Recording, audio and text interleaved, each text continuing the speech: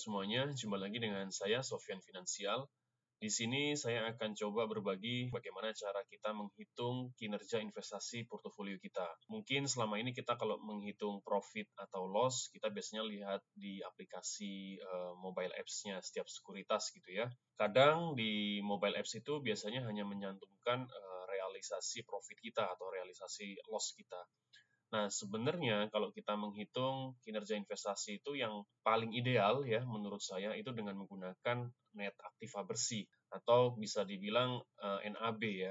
Jadi perhitungan NAB ini biasanya dipakai oleh para fund manager dalam menghitung kinerja investasinya reksadananya. Kenapa kok kita menggunakan NAB? Sebenarnya kalau kita menghitung dengan berdasarkan realisasi profit atau loss itu biasanya agak sedikit rancu. Kenapa rancu? Karena ketika kita awalnya misalkan modal 10 juta misalnya, lalu ketika ada profit yang lumayan, maka di situ belum tentu dengan modal 10 juta, bisa jadi karena ada setoran masuk. Misalkan ada penambahan modal yang cukup besar sehingga profitnya sedikit menggelembung. Begitu juga kalau pas saat kita melakukan penarikan dana, nah otomatis persentase kinerja kita itu juga akan berubah karena modal kita sudah tidak lagi sama seperti periode-periode sebelumnya. Nah, untuk itu, teman-teman, Bapak Ibu semuanya, kita akan belajar bagaimana cara yang tepat dan ideal. Oke, kita langsung aja. Pertama, Bapak Ibu bisa buat Excel seperti yang ada di tampilan layar saya. Start pertama kali, Bapak Ibu bisa menggunakan NAB pertama kali ya, atau nilai aktiva bersih itu dengan pertama adalah NAB 1000 ya. Bapak Ibu sebenarnya bisa aja menggunakan NAB misalkan 10.000 bisa aja, cuman sebagai rule of thumb biasanya itu menggunakan angka patokan 1000 biar gampang. Nah, misalnya kita melihat di tanggal 31 Desember 2024 atau tutup buku tahun kemarin, itu kita melihat market value dan posisi cash, ini biasanya kalau pas saat laporan pajak ya, laporan SPT, itu biasanya kita menggunakan angka-angka di portofolio di email ya biasanya. Ini Bapak Ibu bisa cek aja. Misalnya nilai aktiva bersih atau all porto kita selama setahun itu penutupan di angka 100 juta ya, misal. Ini sebagai contoh aja, 100 juta. Nah, pertama ketika kita ada hitungan 100 juta, maka akan muncul unit ya.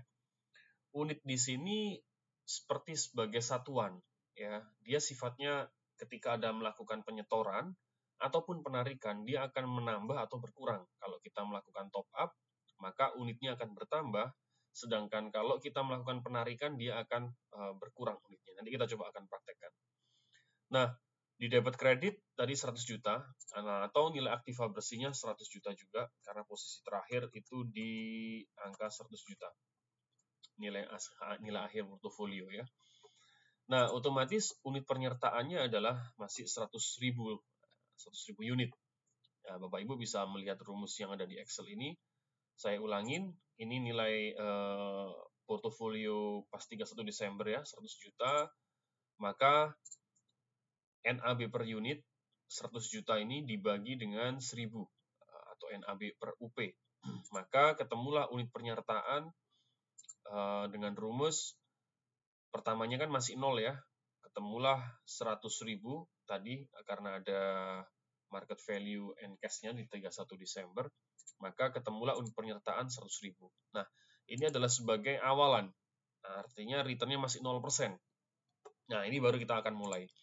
Misalnya Bapak Ibu mendapatkan bonus misalkan ya di tanggal 10 Januari misalkan tahun 2025. Ya, ini sebagai contoh lagi saya ulangin, misalkan melakukan top up ya, top up dana. Top up itu aja ya, top up. Nah, misalkan Bapak Ibu dapat mungkin insentif atau mungkin bonus akhir tahun, misalkan Bapak Ibu melakukan top up sebesar 10 juta rupiah. Ya. Nah, ketika ada, saya ulangin lagi, ketika ada melakukan top up, maka unitnya itu akan melakukan bertambah ya. Unitnya dia akan bertambah, Dengan rumus, saya ulangin lagi, NAB per unit, ya, penyetoran dibagi dengan NAB per unitnya, atau 10 juta dibagi dengan 1000, maka ketemu 10.000 unit.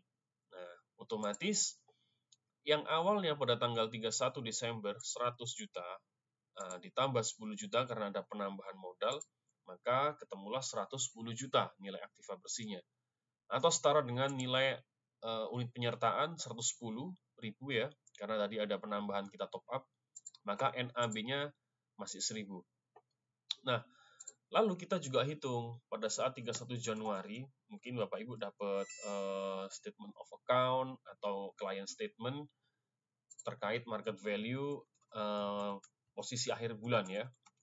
Saya tulis aja di sini plus cash.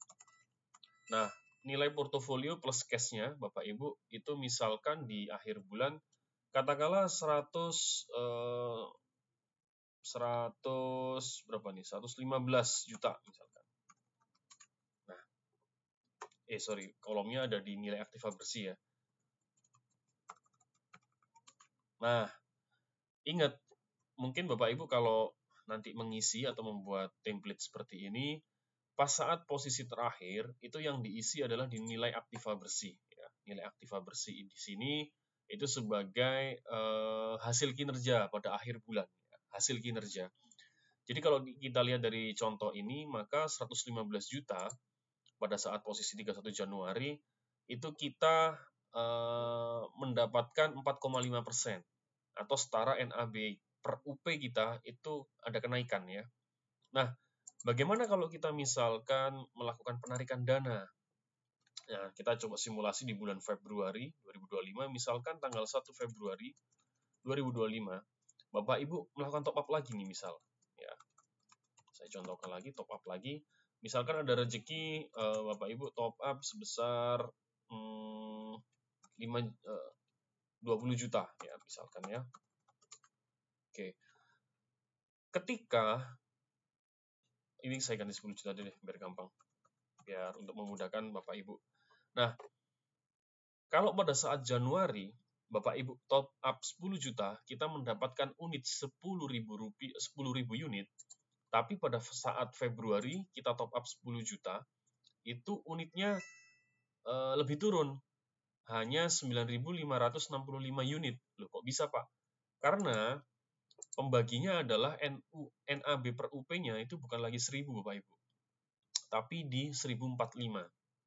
Artinya harga reksadananya Bapak Ibu yang Bapak Ibu kelola sendiri ya, atau fund atau portofolionya Bapak Ibu, itu sudah mengalami kenaikan pada saat di Januari. Otomatis top up di 10 juta pada bulan Februari dibagi dengan 1045, maka ketemunya adalah 9565 unit. Otomatis bukan lagi menjadi 10.000 seperti awal. Gitu. Nah, maka nilai aktiva bersih ini tinggal ditambahkan aja dari sini, ditambahkan ini, maka ketemu 125 juta. Nah, ini unit penyertaannya juga sama ya, Bapak Ibu. Ada penambahan yang awalnya 110, Bapak Ibu bisa lihat rumusnya aja di sini. Yang awalnya 110 unit penyertaan ditambah 9.565, maka ketemu 119.565. Dan NAB per UP-nya ini masih sama. Ya, masih sama. Jadi dia statis. Nah, kita lihat lagi, misalkan di tanggal 10 Februari 2025, ternyata Bapak Ibu lagi urgent, butuh dana, entah mau jalan-jalan atau ke mall misalkan ya, lagi belanja, misalkan saya melakukan withdraw atau penarikan atau penjualan saham. Nah, saya akan menjual atau menarik dana sebesar, katakanlah saya butuh duit 3 juta rupiah. Ini tinggal dikurangin aja minus 3 juta. Sorry, kelebihan ya, nolnya. Oke, 3 juta. Maka dia akan mengurangi unitnya Bapak Ibu.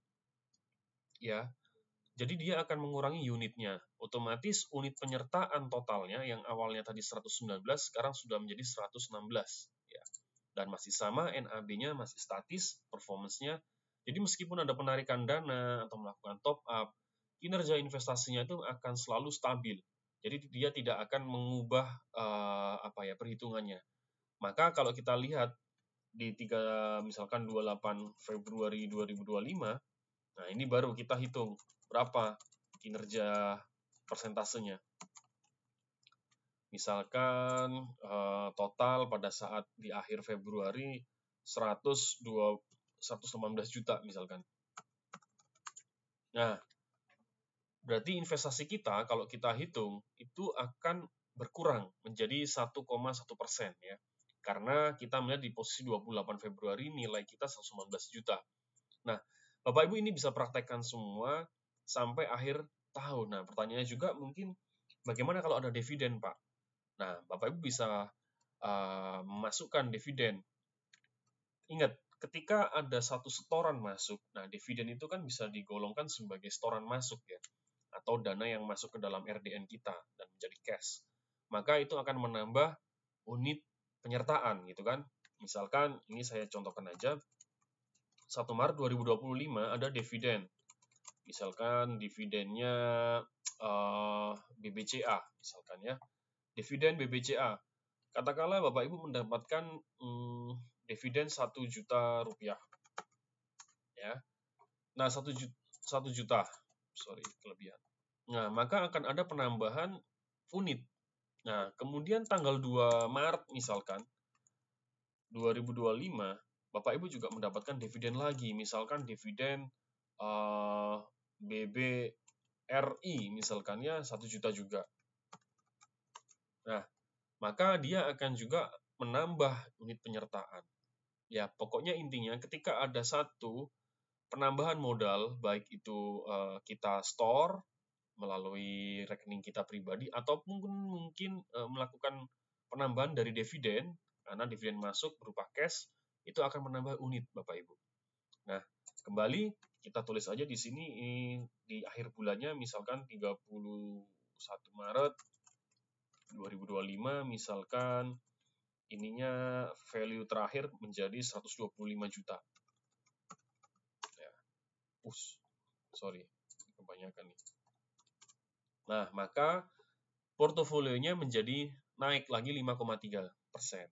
Nah, otomatis dengan perhitungan ini jauh lebih ideal, bahkan menurut saya ini jauh lebih tepat untuk mengukur kinerja investasi kita. Nah, sebagai terakhir, ini ada contoh simulasi aja, Bapak Ibu, dengan angka-angka yang mungkin agak sedikit rumit, biar Bapak Ibu bisa lebih komprehensif belajarnya. Nah, kita lihat ya, kita ulangin lagi sebagai summary. Pertama, Bapak Ibu bisa bikin aja kolom seperti ini. Dengan start NAB pertama kali adalah Rp1.000. Lalu di 31 Desember, Bapak Ibu bisa lihat masing-masing client statement atau laporan akhir bulan di tanggal 31 Desember 2024 ya, misal. Dilihat berapa, tinggal Bapak Ibu isi aja. Misalkan modal terakhir saya penutupan itu 1 miliar misalnya ya. Lalu di tanggal 9 Januari saya melakukan top up misalkan sebesar 50 juta. Maka akan ada penambahan unit. Terus kita hitung juga setiap akhir bulan kita selalu mesti hitung berapa total keseluruhan aset kita itu masukkan di kolom nilai aktiva bersih. Maka nanti otomatis kita akan melihat performance-nya. Begitu juga dengan withdraw ya. Misalkan saya withdraw di Februari 20 juta, saya tarik, otomatis itu akan mengurangi unit penyertaan saya. Ya, di sini pengurangnya, dan ini adalah total akhir unit penyertaan saya, dan seterusnya Bapak Ibu. Begitu pula jangan lupa dividen juga dimasukkan ya. Nah, otomatis Bapak Ibu akan bisa melihat semua kinerja investasinya, baik dari bulan ke bulan, ini hingga sampai akhir di Desember ya, 31 Desember 2025 misalkan. Otomatis kita akan bisa melihat performance dari bulan ke bulan ya. Kembali lagi tampilan di sini adalah simulasi aja biar Bapak Ibu bisa lebih komprehensif. Nah, dari sini pun Bapak Ibu juga bisa melihat return-nya. Nanti tinggal di percentage aja dari bulan ke bulan itu growth berapa atau year on year ya, atau mungkin juga dikomparasi dengan benchmark misalkan IHSG atau mungkin LQ45, IDX 30 dan sebagainya. Jadi Bapak Ibu bisa tahu performance saya selama ini apakah saya bisa ngalahin benchmark atau mungkin saya bisa ngalahin kinerja reksadana para fund manager, dan sebagainya. Jadi Bapak Ibu bisa mulai praktekkan sambil belajar juga. Oke, itu aja. Semoga bermanfaat video kali ini. Jangan lupa Bapak Ibu subscribe, like, and share. Terima kasih.